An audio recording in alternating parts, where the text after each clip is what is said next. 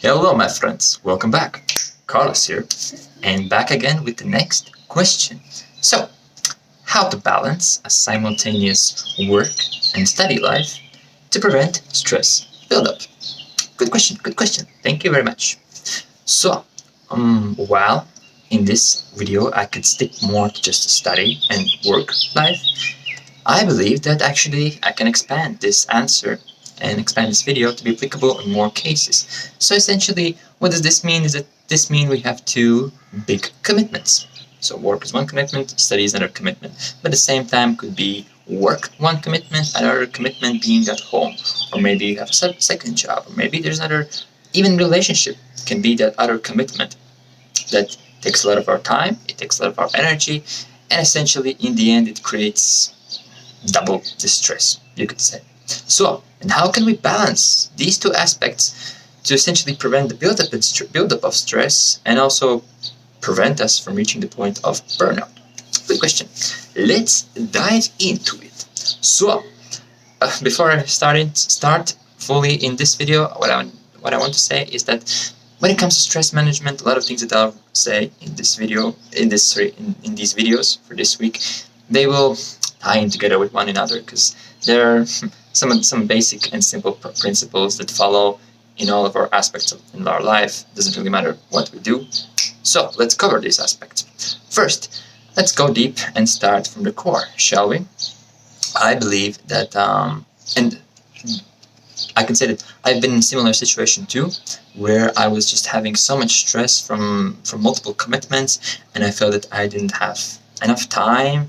I didn't have either I didn't have enough time to do it all, or when I had time, I had no energy, or I didn't have energy or time, or there were other things that were just like that I was constantly chasing the completion, chasing my life, even as it felt at some point. That it was just like the stress was too much, and I was like just chasing myself, chasing the tasks in my life, and I never really felt that I could get a hold of them. So, and how did I deal with this? When we come to the core, I see one of the big things nowadays, and in general for people, is that people don't truly value themselves, and they don't value their own health. See, that's the thing.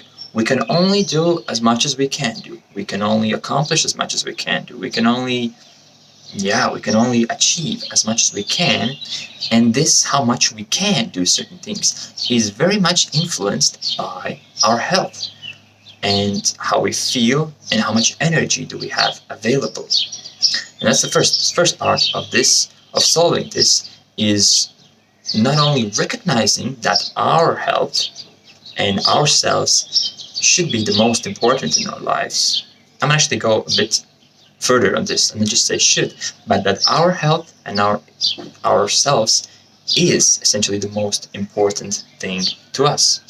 And only through that, through how good we feel and how strong we feel and how much energy we have and how strong our health is, that in turn allows us to do more. It allows us not only to take more stress, it allows us to take more challenges, it allows us to accomplish more, it allows us to do more, to fight more, to be stronger, and to be resilient, to win, to accomplish, to achieve. That's the thing, it allows us to do, and it's possible for us. But it really comes to our health and to our internal state, because if we are feeling weak, if we're feeling down, if we're feeling doubtful, if we are feeling and if we believe like we're not strong enough, we're not going to be strong enough.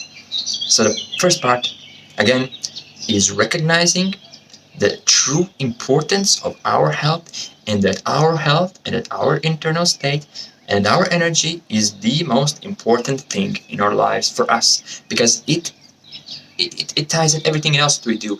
Even in cases when we care, let's say when we care about family members and we have responsibilities that we want to do for our family members, again, we can only do as much as our health allows us. If we are stressed out, if we're burned out, if we're sick, if we're weak, if we're weakened, we cannot do as much.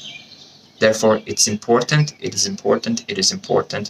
pay attention to our health, to pay attention and make it our own first priority, our own health.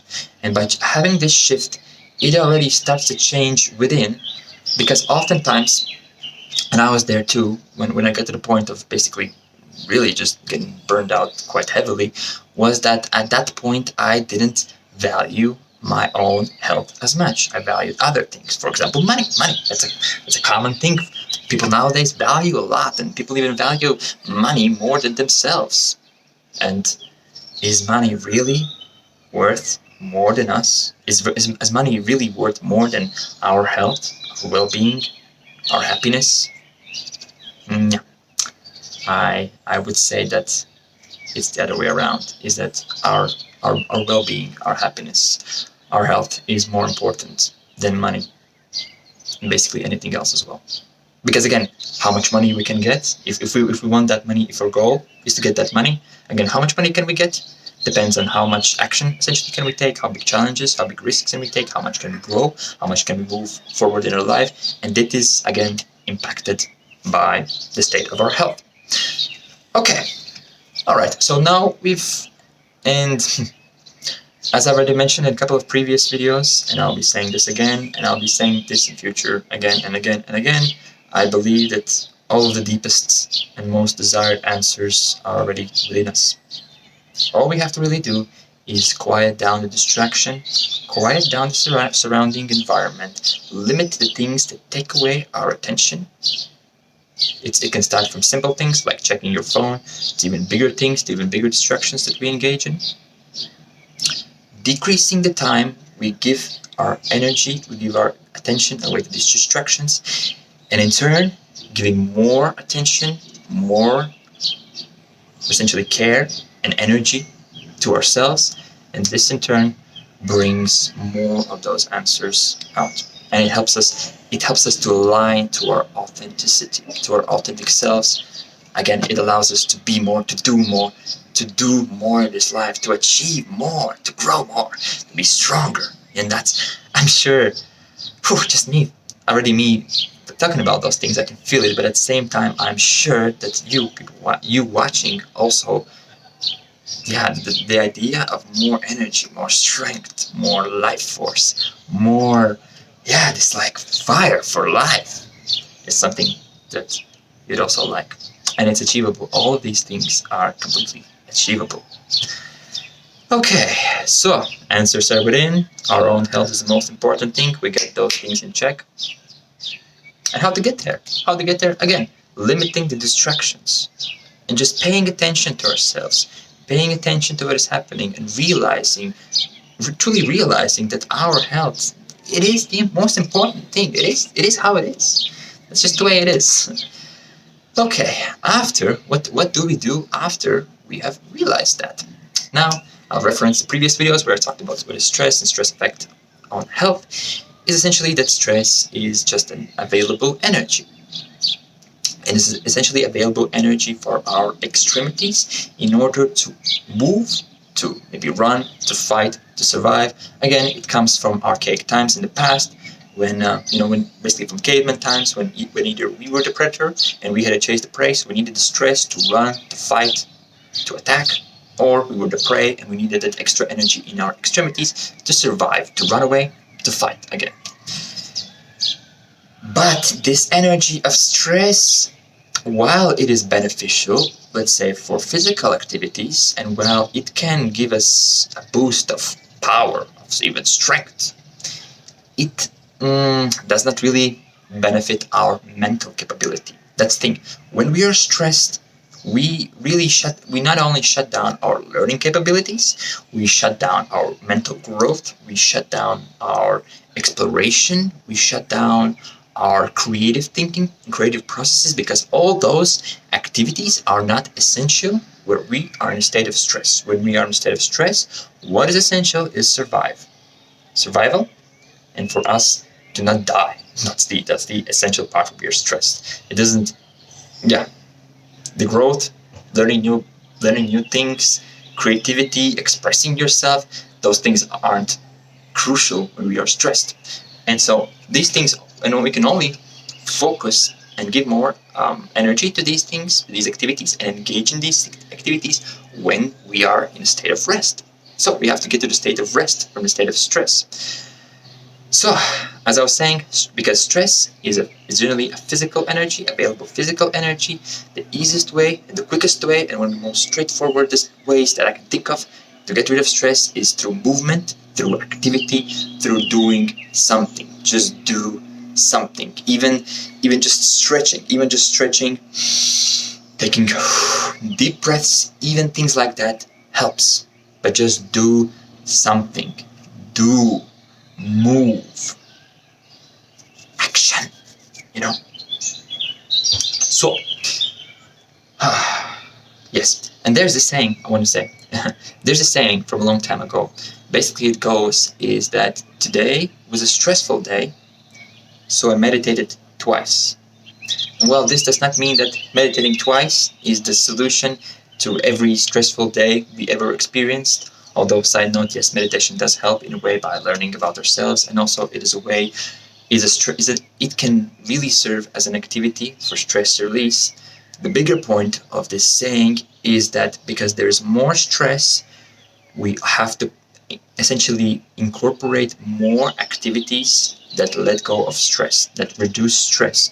The more stress we experience, essentially we have to give more time to other activities which allow us to return to the state of peace and rest. Again, peace and rest is the natural state of all things in life, and chronic long-term stress, one of the most surest, one of the most straightforwardest, and one of the, let's say, most certain ways you can get into sickness. No doubt about that. You want sickness?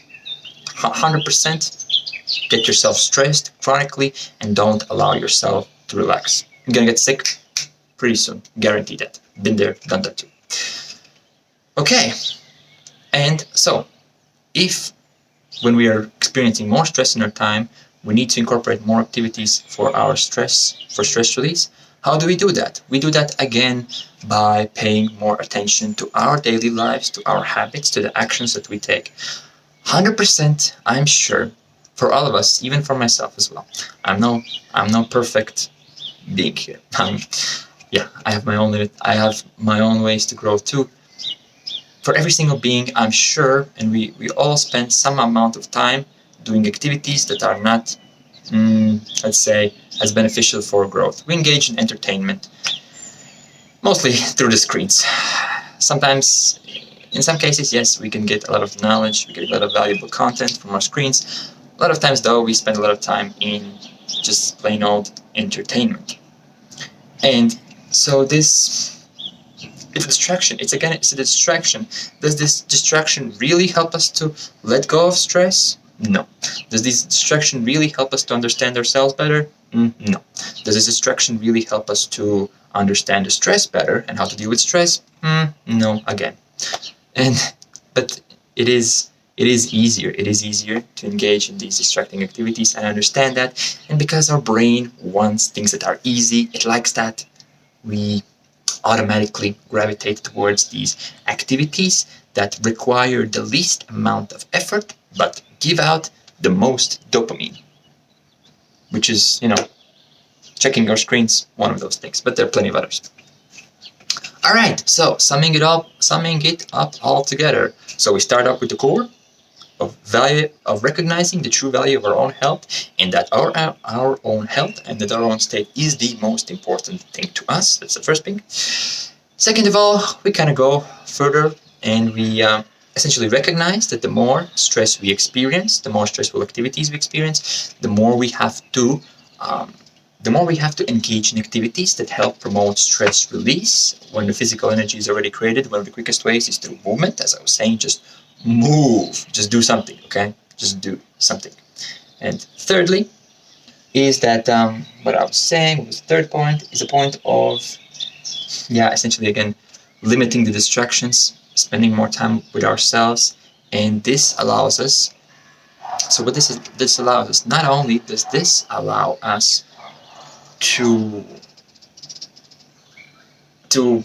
understand ourselves better and the situation that we find in, not only does limiting the outside environment, outside distractions, allow us to allow those internal answers to start slowly coming it up, but also what they do is that essentially they help us to change the perspective on stressful situations. And we start to realize that by analyzing more of our internal selves, by analyzing more our internal state, our internal conditioning, our internal programming, a lot of the inner beliefs and inner conditions essentially are already stress triggers. For example, is that, let's say, if we have an inner belief that we are not good at something, or that if we're not good at, let's say, life in general, like I had, what this means is that no matter what I was doing in my life, because I had this internal belief that I'm not good enough, it created internal conflict, it created internal tension, and it essentially created more stress. Because I wanted to do things good enough, but I had this belief that I'm not good enough. So one way is how I tried to counteract it, but in some cases it was just doing more, just trying more, putting more effort into it. But again, this creates more stress and doesn't really solve the situation in the end, because at the end of the day, I still felt like I was not good enough in life and good enough for anything in general in life.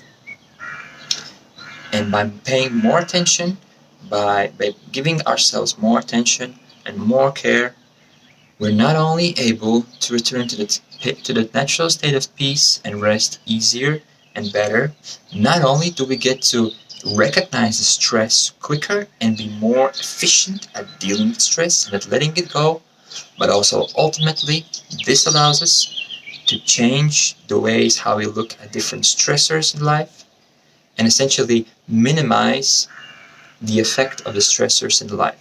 Because that's the thing, we can have a work and a study life, we can have a work and a relationship life, we can even have two works in a relationship or two works in study and still not feel like we're stressed. That's the thing, we can engage in those activities. It's our internal conditioning, it's how we come to it. And I'm already repeating myself. All the things that I've mentioned in this video are those which will help you prevent the buildup of stress and prevent you being burned out. Hope this video was helpful. As you know, I'm here and my job is to help you make better educated decisions in your life. I'm very happy for the questions you send me. Please, if you guys have any questions, either further questions about this video or any other about stress management, or in the end, any question about health really that you'd like to know more about and you'd like me to answer, please either comment them below or send them to me, or even send them to me on my Instagram page, KarlisPupols, together karlispupols, my Instagram page, and then I'll deliver. Thank you for joining me. See you in the next video. Karlis out!